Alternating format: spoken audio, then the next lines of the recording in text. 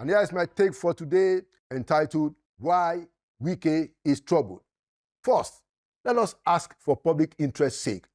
Is the FCT Minister Nyesom Wike on vacation, or how come he's able to spend several days since the end of last year and now in Rivers State doing public political tours, leaving his day job as minister here in Abuja?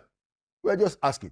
But in any case, the moment you hear Wike, the immediate past governors of Rivers, say in his ongoing political tours in the state that he doesn't want to hear in the state anything about PDP or APC anymore, but only Renewed Hope family, know that the man has started to realize his own limitations after all. Now, Rivers State Governor Sim Fubara had given us a hint of the unending palaver between Wike and himself with that song, If You Follow Tinubu, Don't Do Corner Corner. Fubara, they tell you something. That was our first hint. So we must pity Wike. His own choice as successor is redoubtably giving him the fight of his political life. We hope Nigerian political gladiators are learning a lesson or two from Wike's dilemma. Democracy is not dictatorship. When you fail to carry the people along in democracy, you will sooner or later discover the foolishness of such action somewhere down the road. Similarly, and now more specifically, how about the members of the Rivers State House of Assembly who are trying to fool all of us as though they are not puppets of Barrister Wike?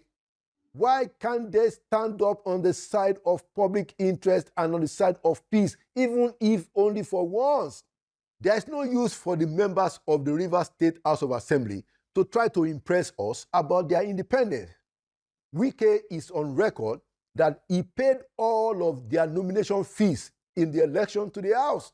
So why should anybody that is reasonable believe that those members of the Rivers State House of Assembly, they are independent? Or why should anyone believe their mumbo-jumbo narrative for starting yet again another impeachment proceedings against the governor of their state in less than 1 year after President Tinubu stopped the first attempt? What is going on? But the day of reckoning is not here yet for Mr. Wike, the stormy petrel of Rivers State politics and PDP politics. He still has the gunpowder, I imagine, to deploy in his effort to keep his political structures in Rivers State intact. He has a lot of money to sustain the fight, even if there are questions about how he possibly legitimately amassed so much of the money in the first instance. So Wike is going to fight some more in his attempt to hold Rivers State under his grip. Expect that. Now, clearly Wike is fighting the political battle of his life to repeat what the likes of our incumbent president has done successfully to maintain the levers of political control in the state where they were governors. In the case of Wike, I hope he is not already biting too much that he can chew. After all, not every politician can be a Jagaban. Look at it this way. Wike has a series of persons who helped lift him up politically along the way. But he hasn't really been able to retire them from politics or to permanently or significantly reduce their influence on an ongoing basis. Peter Odili is there. Goodluck Jonathan too, especially through his wife, Madam Dr. Patience Jonathan. And then there is Rotimi Amechi. All of these people are still there with some influence.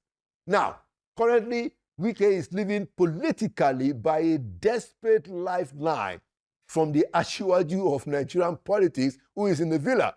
Now, President Bola Ahmed Tinubu himself is the one that is now sustaining Wike. If Wike were to be removed from that rope of the ministerial appointment that Tinubu had given him, imagine what will happen to him. Now, of all those names, the Odilis, the Jonathans, Amechi, only Tinubu is still around the periphery of Wike's good books for obvious reasons. As for the others, Wike has either discarded them or the relationship has completely run kaput because he has abused them over and over again. And so it is tough for our FCT minister because these people can still limit very significantly his clout or his ambitions one way or the other, especially because they are still on the ground. Now, even normally, it is not easy for the strongest general to accumulate so much battles and enemies all at once. So we really need to pity Wike. But here is the lesson Wike has refused to learn so far.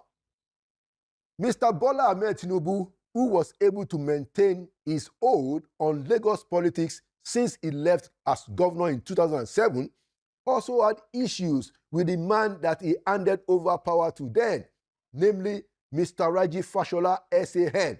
They had issues, but Asiwaju did not turn the matter into a Jankara fight, or what the Yorubas will simply call Ija Igboro, meaning a street fight, literally, which is what Wike has done in his fight with Similaye Fubara, the incumbent governor of Rivers State. The man who is today president at that time calmed down with Fashola in the years ahead of 2011, when his second-term election was due. The president now, who was former governor then, even made some concessions, and there were give and take in a way that eased Fashola into his second term, while Tinubu still kept the levers of Lagos politics under his kitty. So why aren't the politicians of today in Nigeria not learning the right things from the Jagaban? At least when we are talking about raw politics, the man has a lot to teach them. They don't learn from his courage to fight, even if they are alone. They don't learn from his wisdom to make peace when that is expedient. They all just want to be godfathers anyway.